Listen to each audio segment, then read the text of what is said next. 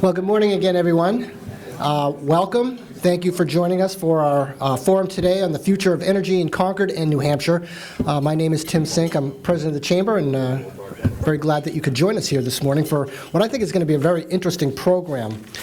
First, a couple of quick announcements. I just want to draw your attention some events coming up that you may be interested in. The Concord Young Professional Network will meet on the 19th of this month at the New Hampshire Autobahn at 5:30 in Concord.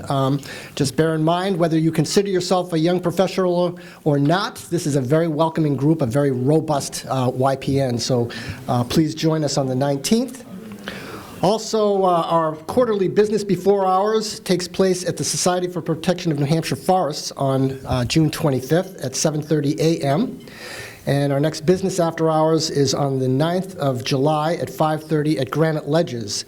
And we are gearing up now for Tri-City Expo, and so in the very near future you'll get information on that if you'd like to exhibit. I just wanted to draw your attention to that. Lots of other things going on I'm not going to bore you with, but check out the chamber website at concordnhchamber.com, and you can learn all kinds of things about upcoming events.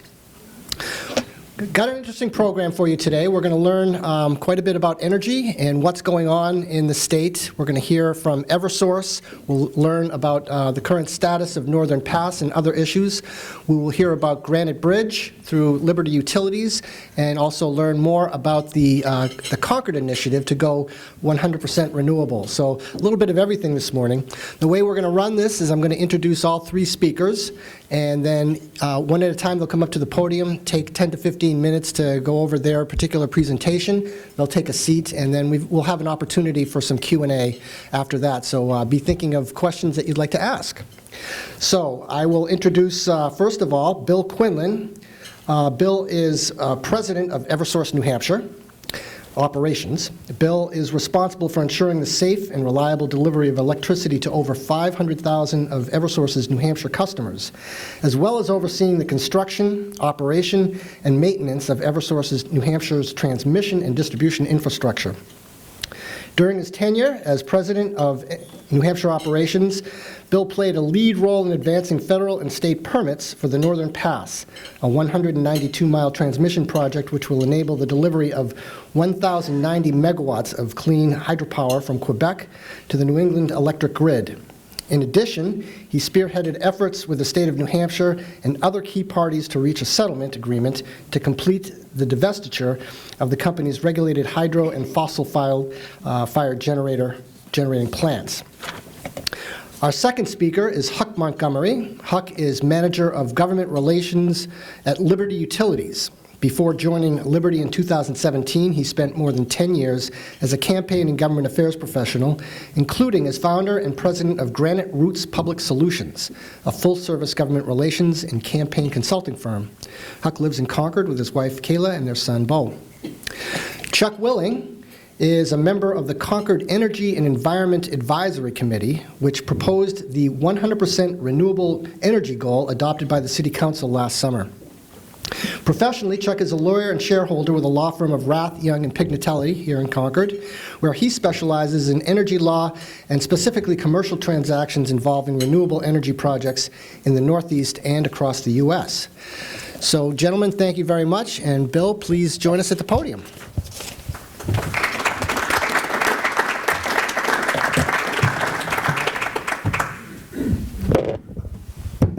Okay, thank you, Tim, and good morning, everyone. Is this on? Can you hear me back there? Pretty much. Yes, you can. Okay. Good morning. So, in the introduction, Tim talked about Concord's goal of 100% renewable power, which is obviously a very ambitious goal. I'll talk about a potential path for achieving that. As business leaders, I think you understand there's a balance that needs to be struck. It's wonderful to have aspirations around clean energy or renewable energy, and I'll use those two terms interchangeably. But for business leaders, it's very important that the source of the energy that drives your business remain reliable and affordable as well. And that's, I think, the real challenge that we as a society have. That's why we put so much emphasis on that balance of reliable, affordable, and clean energy. And just to give you a frame of reference as to where New England is on this journey, New England has among the highest energy costs in the country. You're probably aware, if you're running a business, that we're about 50% higher than the rest of the United States. And the question is, if we have aspirations like 100% renewable power, how do you achieve that goal and remain competitive as a business? And I think that is the difficult challenge that we as a region need to sort out. But it's a great aspiration to have. So, you mentioned, Tim, in the introduction, the divestiture of our traditional power plants here in New Hampshire. We were the last. Eversource was the last investor-owned utility in New England to continue to own power plants. And by traditional power plants, I'm referring to nuclear, coal, and oil-fired power plants. Those are generally fossil fuel other than nuclear.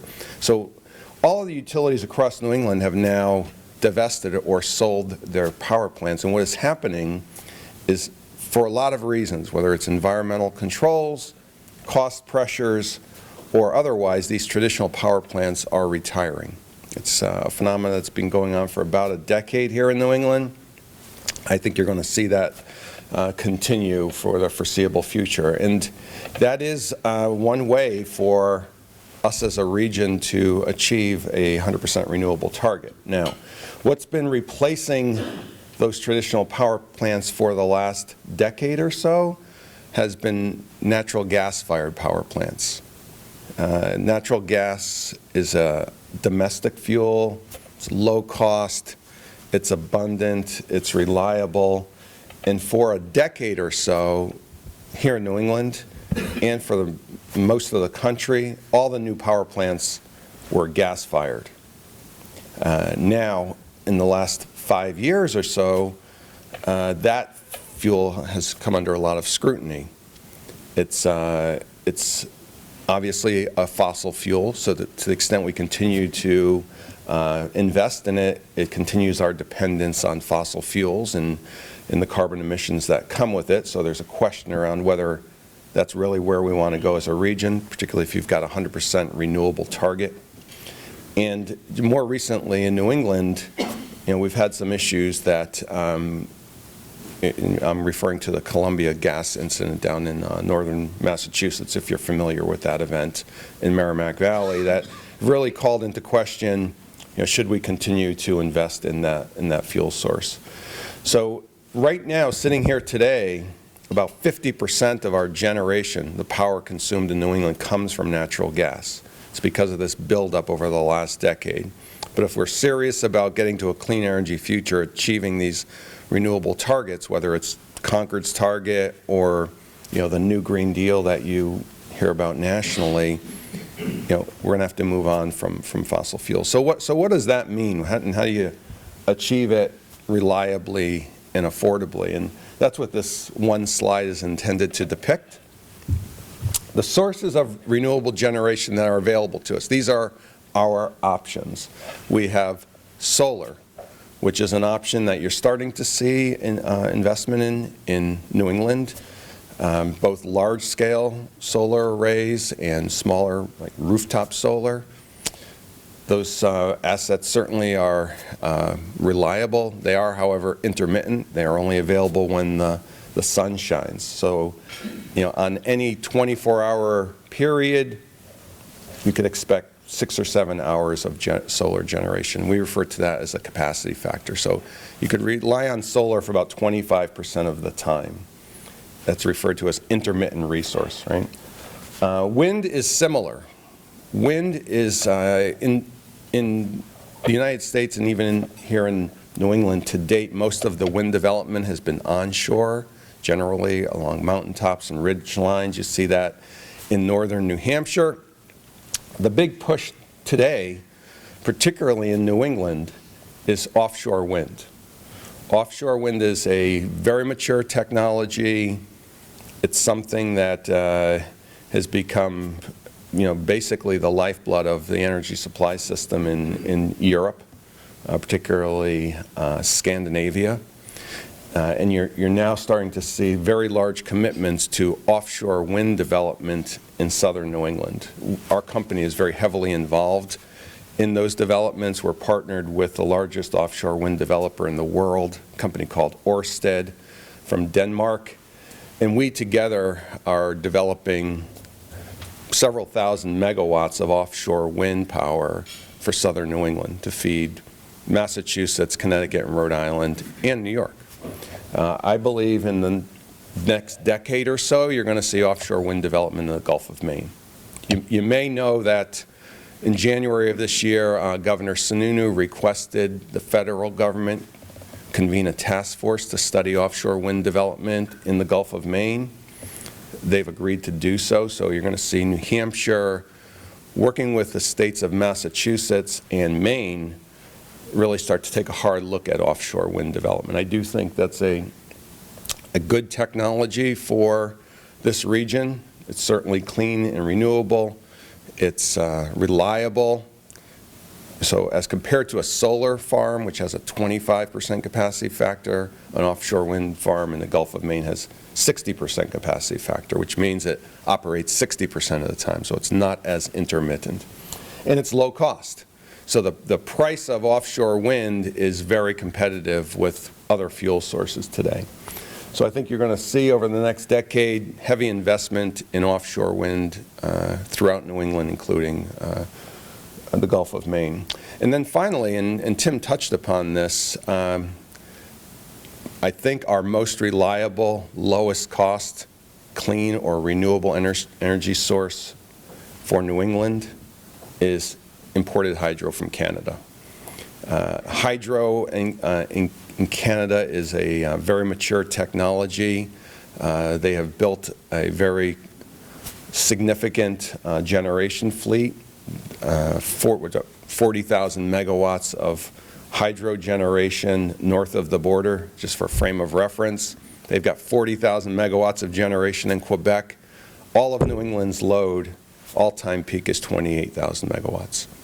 So it's a massive set of generation assets, very reliable, very low cost. So the single best option for us from a cost and reliability perspective is to figure out a way to bring hydro across the border into New England. We don't have the intermittency, meaning it's available 24 hours a day, 7 days a week, and it's low cost. Tim mentioned the Northern Pass project. That was our company's proposal, is our company's proposal for bringing hydro across the border into New England. We believe that that's a critically important part of the future for this region. You know, if you think about an aspiration like Concord has, 100% renewable, you simply can't achieve it without a base load, clean or renewable power supply. The only base load renewable generation available to us is hydro. So fundamentally, we have to figure out a way to do that project. And whether it's the current route that we've proposed into Deerfield or some other route, that's a critical part of the equation. So that's the generation side of the mix. The middle portion of this slide really focuses on things that we can do to lower consumption.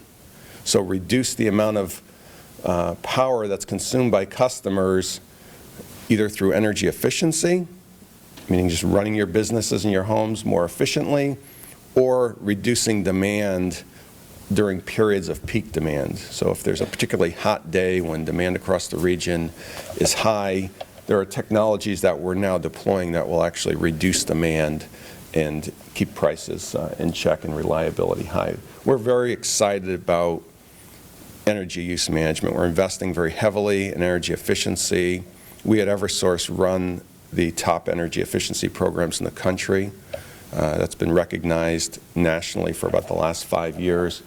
We're in the midst of a significant growth in our programs here in New Hampshire. We're going to double those size of those energy efficiency programs over the next 3 years. And then finally, the game-changing technologies are off to the right.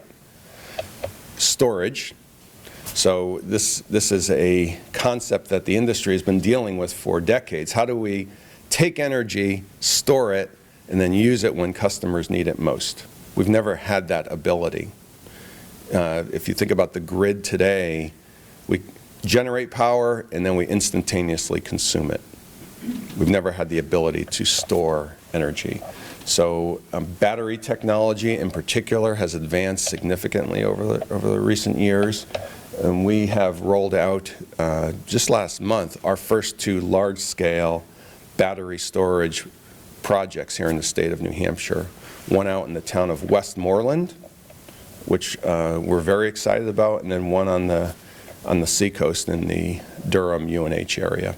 And these are applications where we will take a renewable generation source, use it to generate power, store that power, and then when customers need it, we release it and meet their needs. So that's a game-changing technology for the industry. And then finally, electric transportation. You know, you're starting to see this, particularly in California and internationally, where regions that are serious about driving down carbon emissions are transforming their transportation sector. That's where the majority of the emissions come from today, transportation. And here in New England, you're starting to see states like Massachusetts and Connecticut make very significant investments in electrifying the transportation sector. This year, we at Eversource are going to roll out our first electric vehicle transportation program here in New Hampshire. And essentially what we're going to propose is to electrify the tourism corridors, 93, 89, 95, so that individuals who want to own an electric vehicle have a place to recharge using fast charging technology. So they're not waiting 8 hours to charge a vehicle. It's 15 minutes in and out as if you're filling up with gas. So we're excited about that.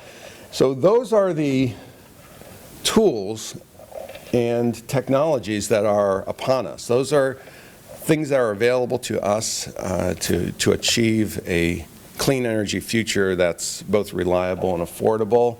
I will say, without a modern grid, none of this is possible. So if you think about the way the power industry was developed decades ago, very large power plants, whether it's nuclear plants or coal plants, transmission, distribution down to the customer. It's referred to as one-way power flow. Large generation down to a customer, power flows in one way. These technologies don't work well in that environment. You have to have the ability for power to flow in 2 directions. Think of a battery discharging into a grid, flowing in an opposite direction, or an electric vehicle charging and then discharging. So we need a modern, flexible, and automated grid, one we can visibly monitor and adjust remotely. So these are things that we are investing in now. We refer to it as a grid modernization. Here in New Hampshire, we've been making investments in our grid for about the past 5 years to deliver that future. So we're well on our way towards creating a grid that will be the foundation for all of the technologies that we see below. So that's the Eversource view on kind of where we are, where we're going. It's kind of an exciting time to be in the energy industry. You know, I do think the goal of 100% renewable energy is achievable. The challenge is to do it without jeopardizing reliability and to keep prices low. Okay? Thank you for your time.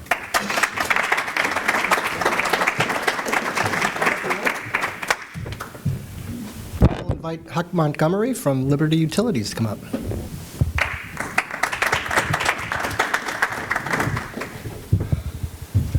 Thanks, Tim. Thanks, everybody. It's always crazy to me to follow Bill Quinlan. He's a guy who's an engineer, an MBA, a lawyer, and a leader in our industry and our state. So it's a real honor to follow you, Bill. Thank you all for having me. I'm none of those things, but I do work with a lot of people who have those credentials, and I'm here on their behalf, the experts at Liberty Utilities, the professionals that I work with, to talk a little bit about a different sector of the energy economy.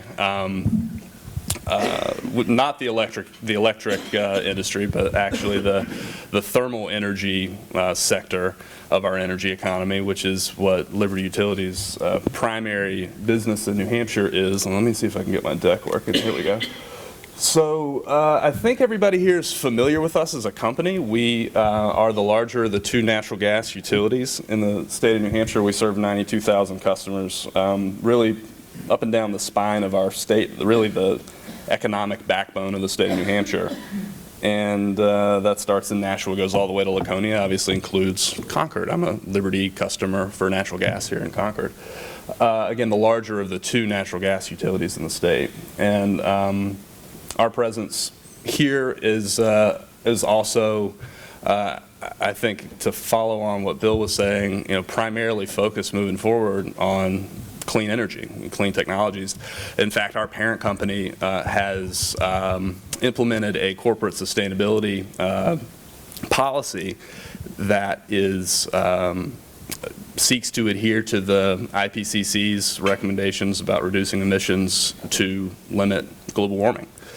That is a core part of our mission as a company. That's what we're here to do every day. That's what drives our business decisions. And there's a lot of evidence and proof points that I can talk to you all about that that I'm going to spare you today, because I want to focus on one particular project called the Granite Bridge, which, as the name would imply, is an important sort of middle-term solution that'll help us get to where we need to be in terms of not only lowering our emissions today and reducing the effects of climate change, but ultimately transitioning to a 100% clean energy future, which we think, I think, our experts think, is going to be diverse and have a lot of different technologies that are behind it, including thermal energy technologies like natural gas, and as I'll talk about a little bit, hopefully an increased amount of renewable natural gas and hydrogen and other technologies that are vapor fuels like natural gas is,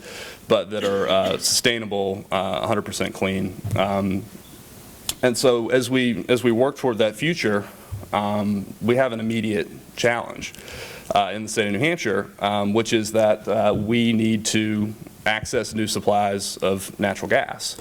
I'm going to talk about our proposal to do that, to meet growing demand, and why we need that, and hopefully show you why this is an important project. We're happy to have the Concord Chamber's support of the Granite Bridge proposal, which, as I'm about to describe, is a $440 million investment in natural gas infrastructure in the state of New Hampshire, all of which would be to serve New Hampshire customers, right? So none of the natural gas that we're proposing to store or transport over the Granite Bridge proposal, Granite Bridge project, is for anywhere else. None of it's for Massachusetts, none of it's for overseas, only for New Hampshire customers, and the intention of our project is to serve thermal energy needs of homes and businesses, not to serve electric power generating. We have a contract to serve the power plant in Londonderry with excess capacity on our Granite Bridge project that will help make it more affordable for our customers. But the reason we're proposing it is because homes and businesses in the state of New Hampshire are taking new natural gas service at a pretty brisk clip that's outpacing the supply that is available today. So what is the project? The Granite Bridge really has two components. The first is a new natural gas pipeline that would be 26 miles long, connecting existing resources in New Hampshire, interconnecting with an existing pipeline in Exeter, and then an existing pipeline in Manchester, completely within the right-of-way along Route 101, within the designated energy infrastructure corridor. The legislature passed a law back in 2016 to call certain highways in the state, including that stretch of 101, energy infrastructure corridors for the purposes of eliminating the impacts to private property and aesthetics and the other concerns that folks have with energy infrastructure. So we're the first developer to seek to use the energy infrastructure corridor system. The pipeline that we're proposing to build is designed to have minimal to no impact to private property whatsoever, and there will be absolutely no eminent domain or private property taking or anything like that associated with the project. That's a key feature of it. Now also an important aspect of our project, the other component, is a proposed liquefied natural gas storage facility. This is proposed to be located at a really advantageous site in Epping that is currently an abandoned quarry. We're going to propose to site a large energy storage facility down at the bottom of this abandoned quarry. The purpose of it really is to provide value to our customers. So, as you know, the price of natural gas is very volatile. It goes up a lot in the winter when demand is very high. It's very cheap in the summer when demand is low. And Bill was talking about battery storage, which is a very, very exciting, growing aspect of the energy world. But energy storage has a lot of forms, and the storage of liquefied natural gas is one of those. It works the same way as a battery, if you think about it. You know, you're going to charge this thing, fill it up with LNG when the price of natural gas is very low. In the summertime, and then when the price of natural gas goes up in the winter, we would provide that natural gas to our customers at the summertime price. So those cost savings are passed on directly to our customers. It doesn't go into our pockets. The commodity costs are passed through, and those savings really are the reason for us proposing this liquefied natural gas storage facility as part of the Granite Bridge. So this is what I really want to focus on with you all today in the time that I have left. Why do we need this? This is important. Why do we need this? What are the implications of the need for the Granite Bridge? So the short answer is that the pipeline that serves our existing service territory, including Concord, is, for all intents and purposes, full.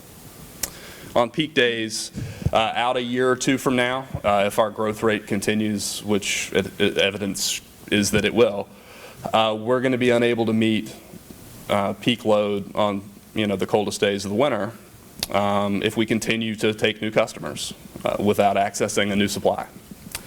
This is our proposal to access that new supply. I don't have this on the deck, but I'm going to talk about briefly what's been happening in New York and other places around the country, but I think really, really relevant in Westchester County, New York. New Rochelle, Yonkers, that area. It's a fast-growing part of the New York City metropolitan area.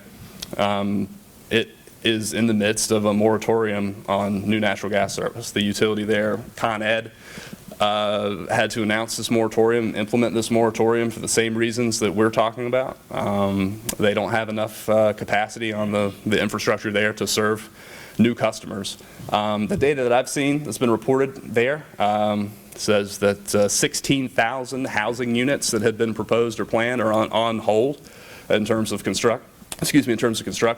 There are over 2 million square feet of commercial real estate that had been planned to be developed that will no longer be developed because the natural gas service there is not available. And as you all know, natural gas obviously is the cheapest available heating fuel. It is substantially cleaner than alternatives like heating oil. It's very reliable and efficient. And so it actually adds substantial value to real estate properties. And that can really affect decisions that are made in terms of development. That's what's happening in New York. We don't want to be New York. And frankly, when the community leaders there, folks like you, when they express their displeasure with the situation, one of the groups that really take it on the chin is Con Ed. They supposedly, from what I've read, did not propose infrastructure to alleviate the need for this moratorium. We're proposing this Granite Bridge project in order to alleviate the need for that here. I don't think we want to see natural gas service cut off for businesses and homes in places like Concord. So, because the existing line that serves us, the Concord lateral, is full, we have an innovative solution to solve this problem. There is actually a pipeline that runs through New Hampshire today that has capacity available on it. It's called the Joint Facilities. It runs down from Westbrook, Maine to Dracut, Massachusetts.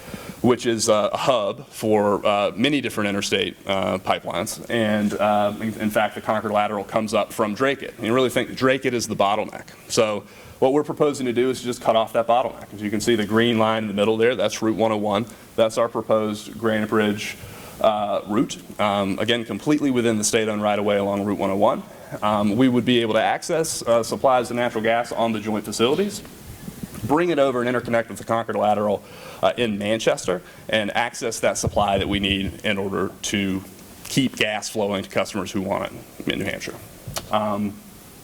The proposal that we've made, it really is the lowest cost solution to meet this demand. There are other things you could do. This is the lowest cost way to do it, and the reason for that really is the liquefied natural gas storage portion of it, which, as I described, allows you to buy natural gas in the summer when it's cheap, provide it to customers in the winter when it goes up. This is the site that we're proposing to use. It's a 140-acre parcel with a 15-acre footprint of this abandoned quarry. We will set this facility down at the bottom of it. It is going to be built to the highest possible safety standards and specifications that exceed the requirements of the federal and state regulators. That is our top priority. I'd love to talk more about that at length with anybody who would like to learn more about the safety profile of our project. And then before I wrap up here, I want to just emphasize the economic benefits of what we're proposing and why this is such a good deal. On the left-hand side, you can see the sort of comparison to what the alternatives would be instead of doing Granite Bridge. The available alternative would be to upgrade the Concord lateral. It's been in service for over 50 years, runs from Drake-it to Concord, and the right-of-way has really been, people have really built up to it, so upgrading it would be very expensive. We actually priced that, and it would be about $627 million more expensive over 20 years than doing the Granite Bridge, than doing the pipeline portion of the Granite Bridge. When we look at what the value of the LNG storage facility would be to our customers over the next 20 years, we find that that would be about $229 million when you compare real-world natural gas prices. So that totals up to $856 million in total project savings, meaning value to our economy that we would enjoy from choosing this solution. And finally, if you see on the right-hand side, $122 million, that's the total amount of money that would have been saved had this facility actually been operational for the last 5 winters. We looked at real-world actuals, and the price of natural gas was such, you can see some years it was very high, some years not so bad. Winter was worse some years than others, but ultimately $122 million in savings for our customers would have been realized in just those 5 years on their cost of gas.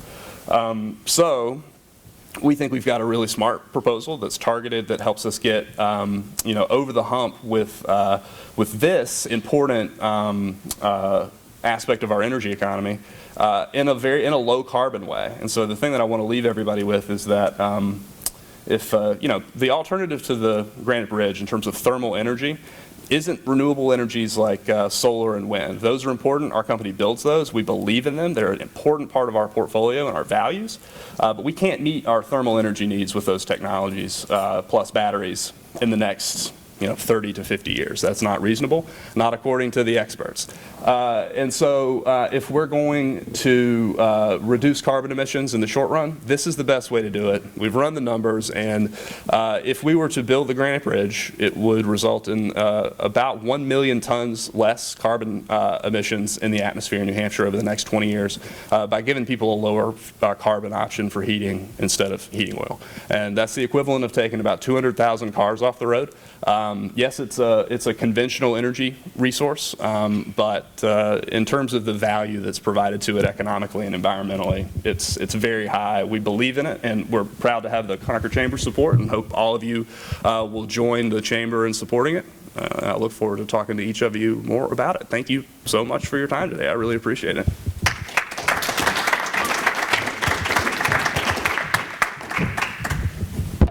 Huck, you led me to believe that I was going to have to give you the hook off the stage, but you were right on the money in terms of time, so thank you. You were standing up front stairs. Yeah. Chuck Willing will talk about the Concord project. Chuck.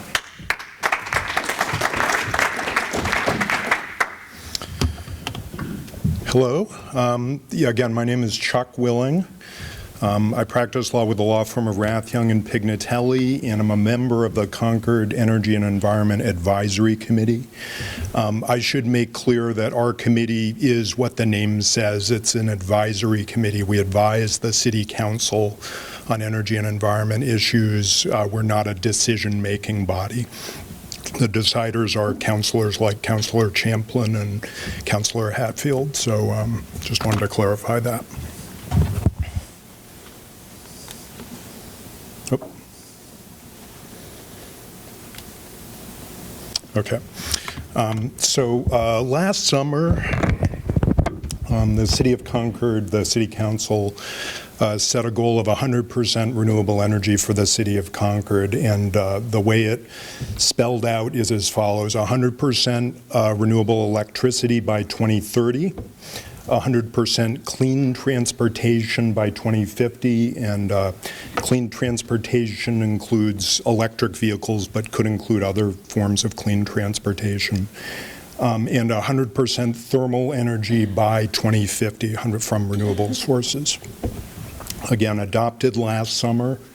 It's a community-wide goal, not just a city government goal, and it's aspirational. Important to say that. It doesn't have the force of law.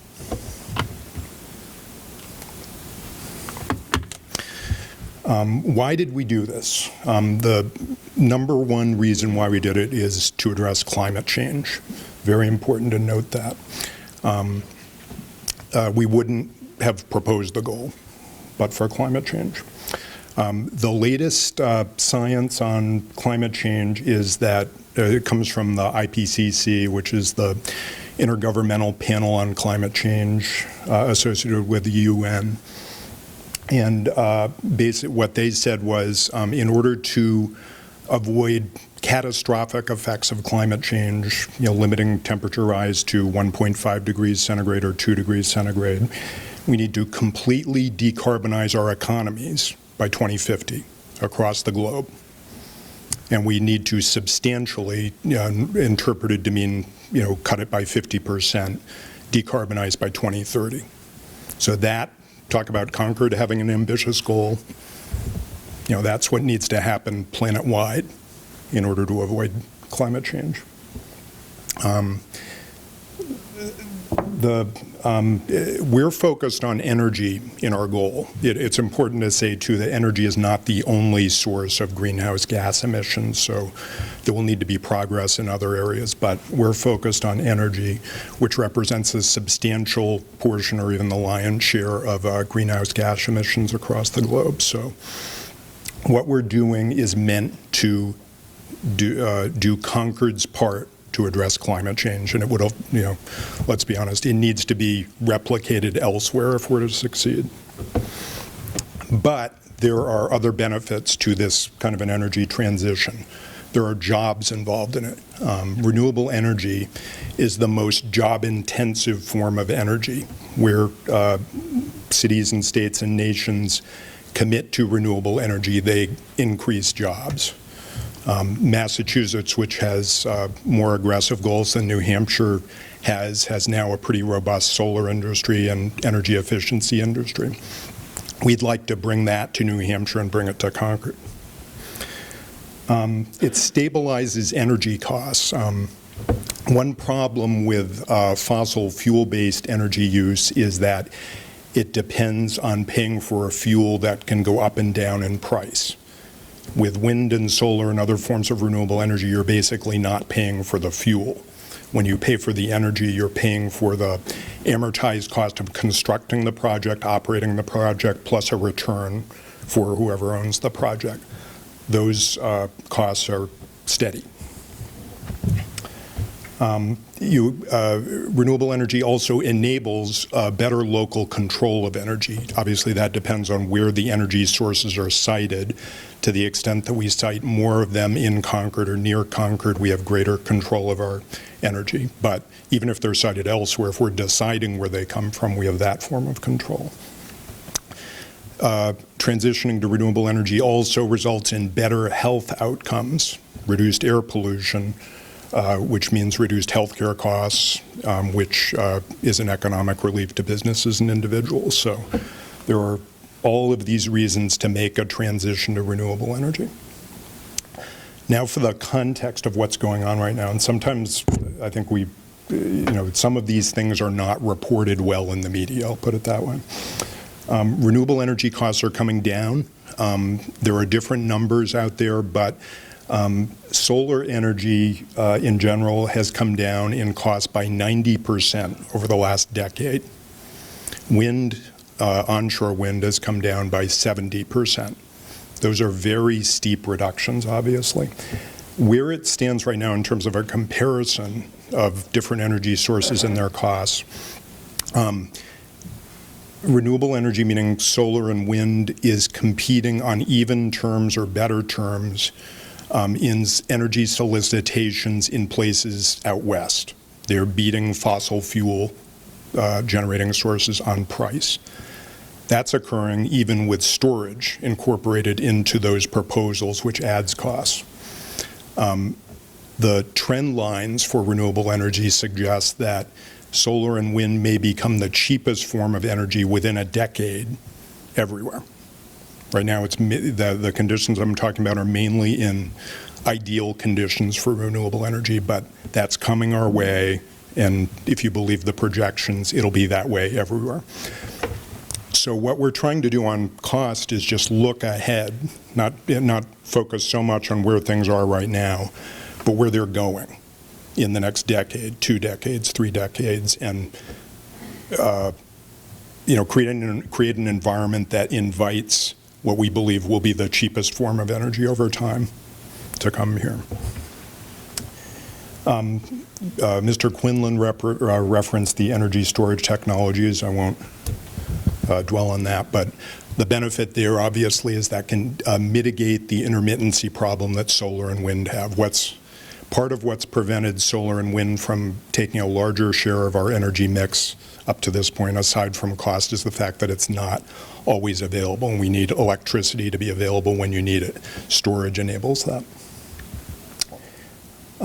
Then also important to note, we're not alone in pursuing goals like this. The city of Concord set a goal last year, the 100% renewable energy goal, becoming the 72nd city or town in the country to do it. Since that happened less than a year ago, that number has almost doubled. More and more cities across the country are setting these goals. States are taking very aggressive action.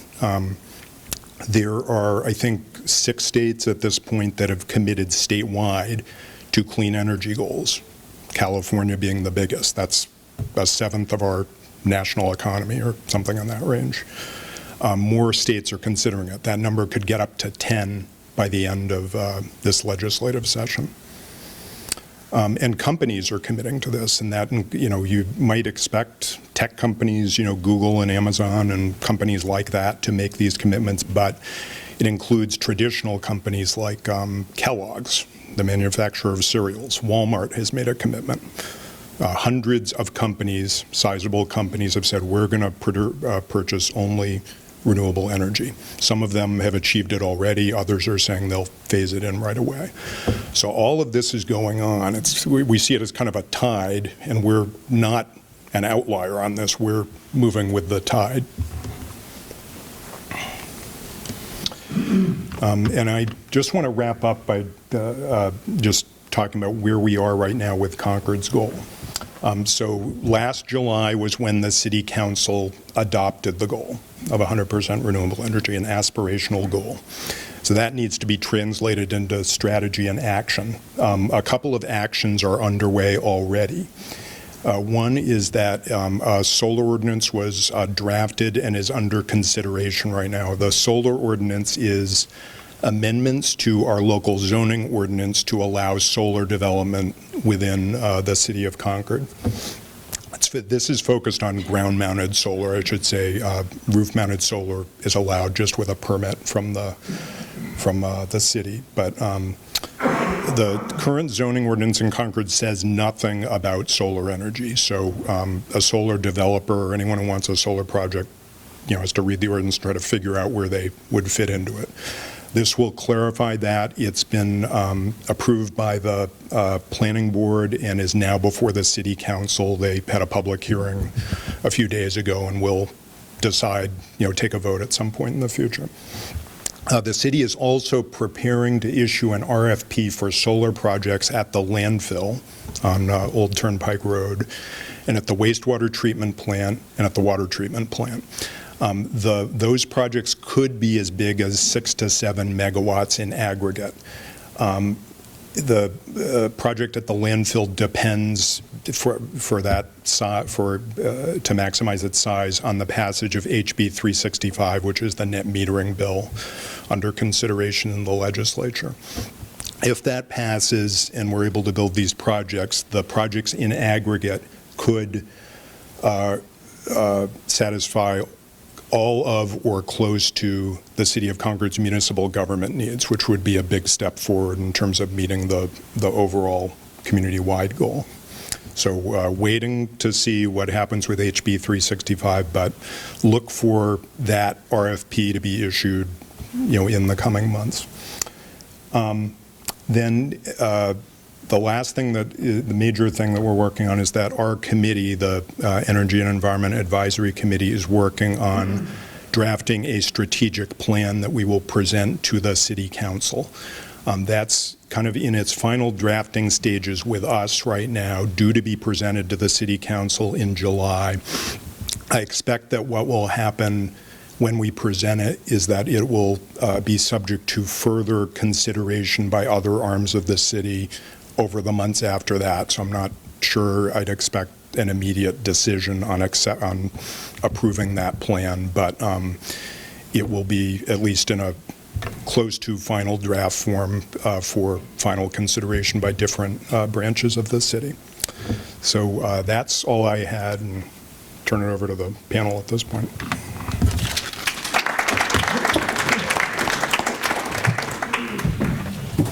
Thank you, Chuck. We do have a couple of minutes for some questions. And if I don't see any hands, I see one right here. David, go ahead.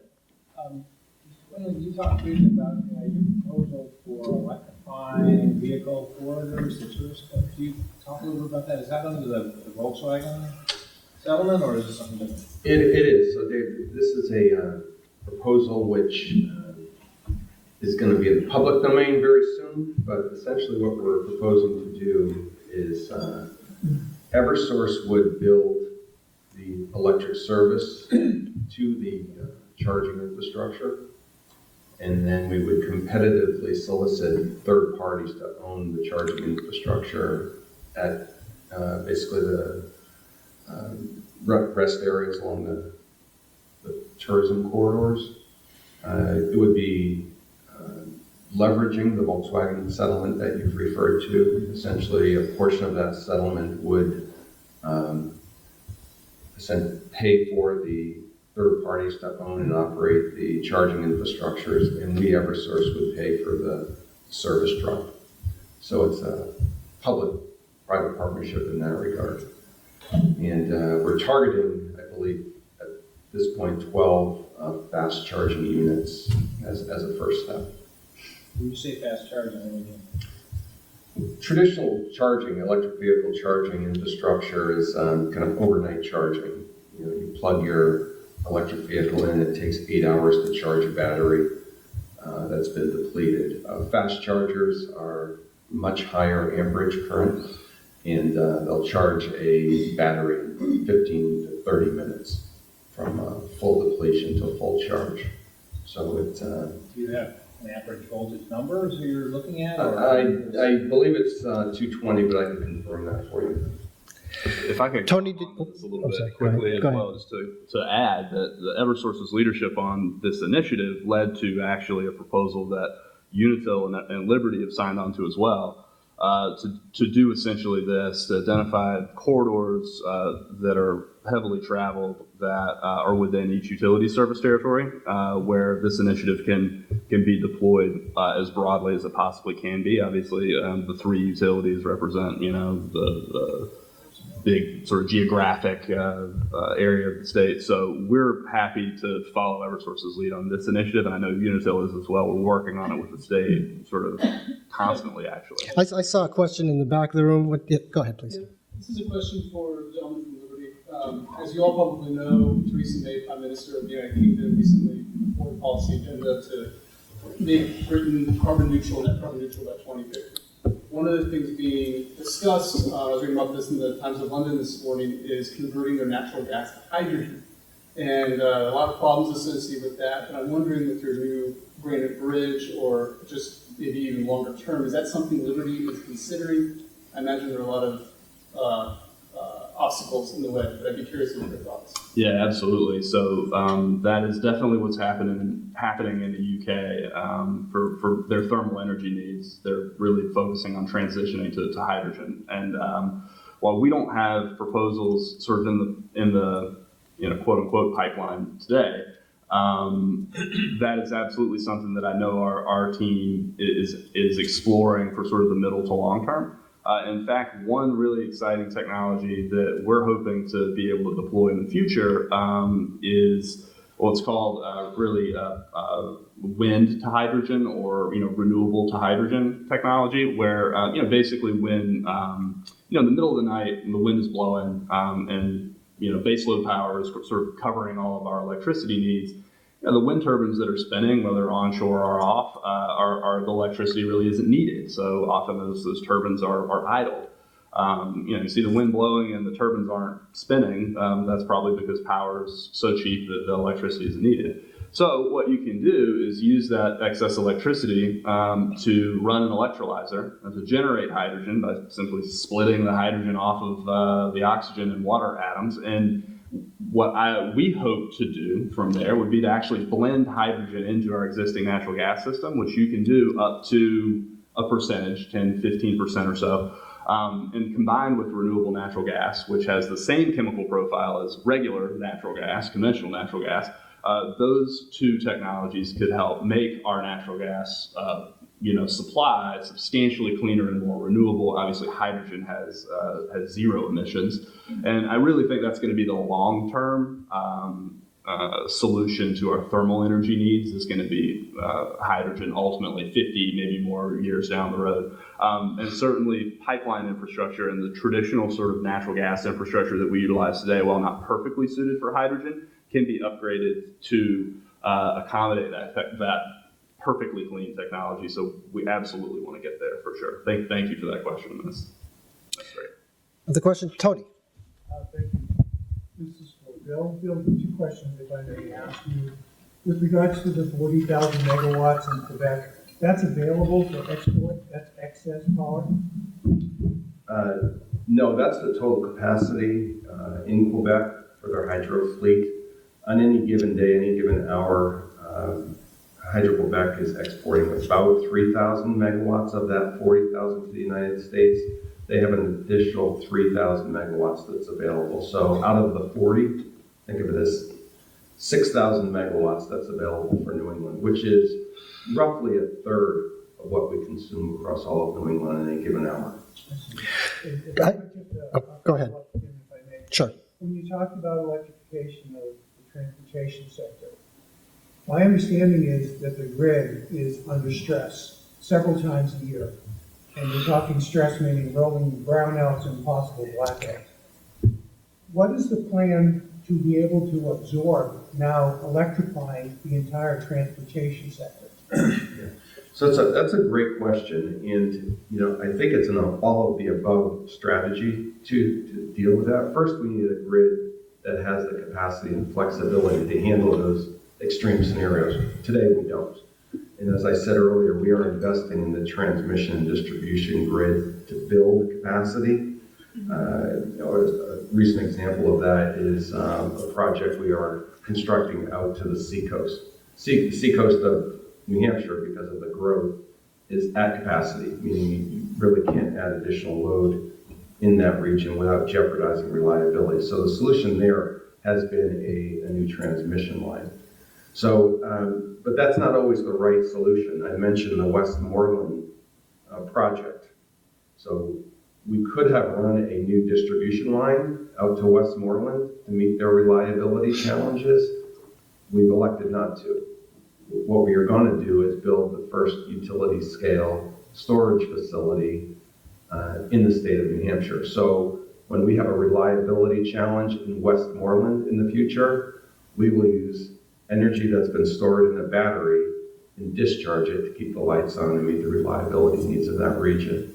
So that's a different solution rather than running a conventional transmission line.